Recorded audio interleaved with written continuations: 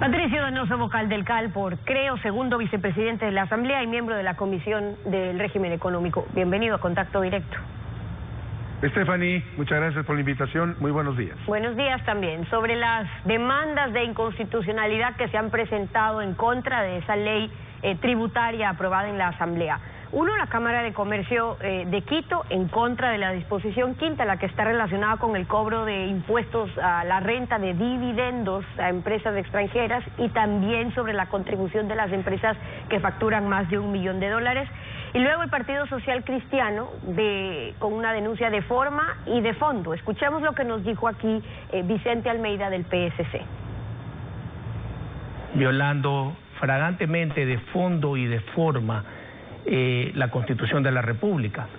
Y hablando de la forma del artículo 138 y del artículo 64 de la Constitución, donde expresamente habla que se debió haber esperado los 30 días que manda la ley para que pueda el Pleno conocer y resolver la objeción novena que vetó el presidente de la República, que vino en el veto del presidente de la República, y de fondo el artículo 300 de la Constitución, que habla sobre la retroactividad de las normas tributarias, la retroactividad de la ley en las normas tributarias, y del artículo 82 de la Constitución, que habla sobre la seguridad jurídica. Sobre lo primero, asambleísta, que no se cumplieron los tiempos, que hicieron todo al apuro para que esto entre al registro oficial el último día posible, el 31 de diciembre, sin esperar los 30 días. El día 30 de diciembre tuvimos una sesión convocados precisamente para tratar la parte final de este proyecto de ley. Debo recordarle a la opinión pública que en la Comisión del Régimen Económico, de la cual yo formo parte, tuvimos voto unánime, incluidos todos los movimientos y partidos políticos que conformamos la misma. 3 de Alianza País, 3 del correísmo, 2 socialcristianos, 2 de Creo, entre los cuales estoy yo, 1 del BIN y 2 del BADI. Eso por un lado. Y por otro lado, al inicio de su pregunta me hacía referencia a las contribuciones. Mire, 2 pretéritos hechos que se dieron. Cuando la guerra del CENEPA, el presidente Durán Ballén estableció contribuciones a través de una ley para enfrentar la guerra. Hace poco nomás, el expresidente Correa, cuando tuvimos el terremoto de Manabí y Esmeraldas el 16 de abril del 2016, se establecieron contribuciones especiales de los salarios de los funcionarios de todo orden. Por tanto, esto de las contribuciones no es jamás inconstitucional, porque pasa de acuerdo a la ley, porque es aprobada por quien emite una ley, por quien promulga la ley, que es por supuesto el Poder Legislativo, con la aprobación, por supuesto, del Poder Ejecutivo como co-legislador. Claro, ahora partiendo solamente en ese ejemplo, cuando hablamos de la contribución por estos casos excepcionales, usted cita un ejemplo de una guerra, o estamos hablando del terremoto. En este caso, para que sea una contribución especial, como se la va a dar, digamos, la razón. 2 razones. Una, el riesgo país, Stephanie, se disparó de 700 puntos a 1.400 puntos, lo cual es gravísimo para la economía ecuatoriana en un país dolarizado. Esto significa que los créditos internacionales... No es la primera vez que pasa. Claro, por supuesto, a 1.400 puntos jamás.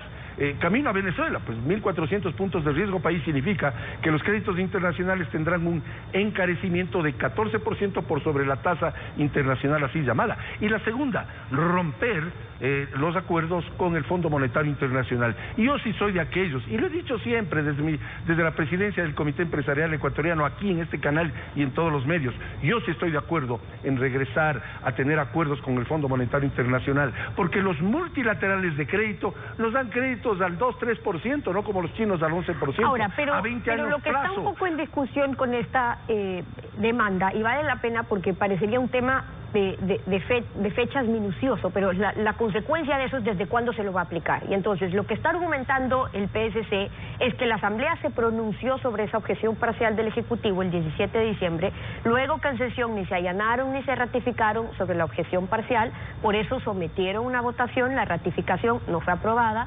tampoco en reconsideración, y entonces que según el artículo 136 y 64 de la Ley Orgánica de la Función Legislativa, se debería entender el allanamiento tácito una vez que culmine el plazo de los 30 días, que el día que usted hace referencia tampoco ese tema se tocó, y entonces que si faltaba 30 días no podían el 30 mandar para que el 31 ya esté en el registro oficial. Y la consecuencia de ello, para que quede claro para nuestra audiencia, es que una cosa es que aplique desde el año 2021 y luego desde el 2020, con esa diferencia de un día de cuando lo metían al registro oficial.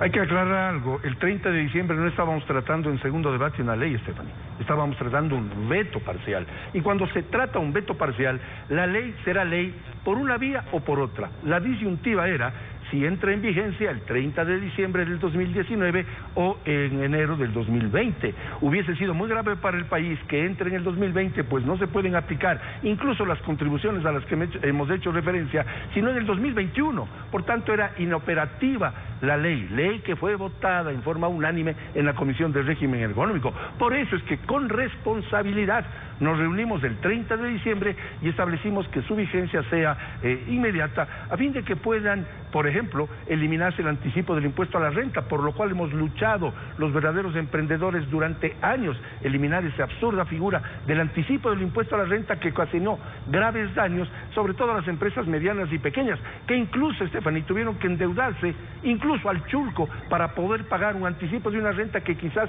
nunca hubo, porque la remisión de intereses, recargos y multas para los jóvenes becarios era imprescindible ayudarles, porque era imprescindible establecer IVA cero a los tractores de hasta 300 caballos. Por eso le quiero preguntar después, ¿qué pasa con estas demandas de inconstitucionalidad, si en efecto así lo determina la Corte, con aquellos aspectos positivos de la ley versus aquellos que se están hoy demandando? Porque el tema de la irretroactividad es importante, es decir, los impuestos no pueden ser retroactivos. Las empresas, los trabajadores trabajan bajo ciertas condiciones previstas para ese año. Creo, de hecho, su movimiento ha sido el primero en denunciar los graves defectos de la inseguridad jurídica. Pero si no fuera eso, en teoría, los impuestos, para que no sean retroactivos, como manda el artículo 300 de la Constitución, deben aplicar a partir del año fiscal siguiente al que la ley entra en vigencia. Por eso es que insisto en el tema de que si entraba un día después, el 1 del 2020, era ya para el 2021, pero lo pasaron el 31 del 2019. ¿Ya aplica para el 2020? No, Stephanie. Si se hubiese aprobado en el 2020 era retroactivo, porque estamos refiriéndonos a ingresos y rentabilidad producida en el 2019. Se aprobó en el 2019, por lo tanto correcto, no hay el último día del 2019. Por eso digo, no le están haciendo trampa al principio. No le hacemos trampa a nadie, en el sentido de que la ley fue tratada desde el 18 de octubre del 2019, con un veto parcial tratado en forma definitiva en el 2019, diciembre, cierto es, pero diciembre es parte del año 2019, sin duda alguna. Por tanto, no hay tal retroactividad, por un lado. Por otro lado, es evidente que la situación económica del país tenía dos disyuntivas: o esto o deuda, o más deuda, y nosotros estamos en contra y nosotros impugnamos más deuda, porque esa deuda tiene que pagarla nuestros hijos, incluso nuestros nietos. Por tanto, la responsabilidad llevaba que se aprobara, debía aprobarse antes de que concluya el año, precisamente para eliminar aquellos peros que usted hace referencia, por un lado. Y por otro lado, ya el florón no está en nuestras manos, de nuestras manos ya pasó, está en la Corte Constitucional, y yo soy muy respetuoso de lo que hagan otras funciones, en este caso la Corte Constitucional. Ahora, sobre lo primero que usted decía, asambleísta, que estos intentos del Ejecutivo, claro, vienen con venia de la Asamblea para permitir que pase, de hecho, como lo planteó el Ejecutivo en esos puntos, pero responden a una necesidad que tiene el gobierno de recaudar ya en el 2020 esos 600 millones de dólares estimados. Si no lo hace por esta vía, ¿lo hará con más deudas o qué alternativas han barajado incluso los grupos que hoy se están oponiendo a más impuestos para en el 2020 lograr generar más ingresos?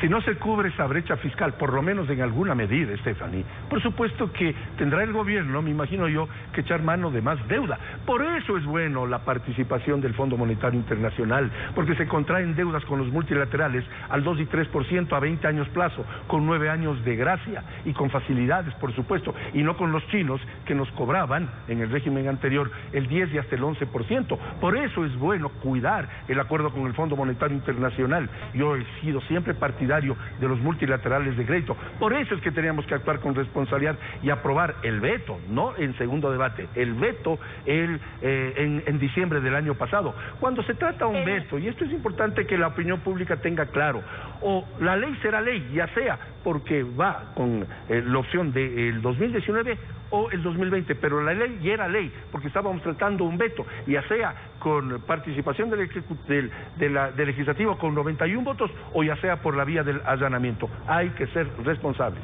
Las demandas ya están en manos ahora de la Corte Constitucional. Claro. Patricio Donoso, el segundo vicepresidente de la Asamblea, hoy en Contacto Directo. Muchas gracias por haber estado con nosotros. A usted muchas gracias, Esteban.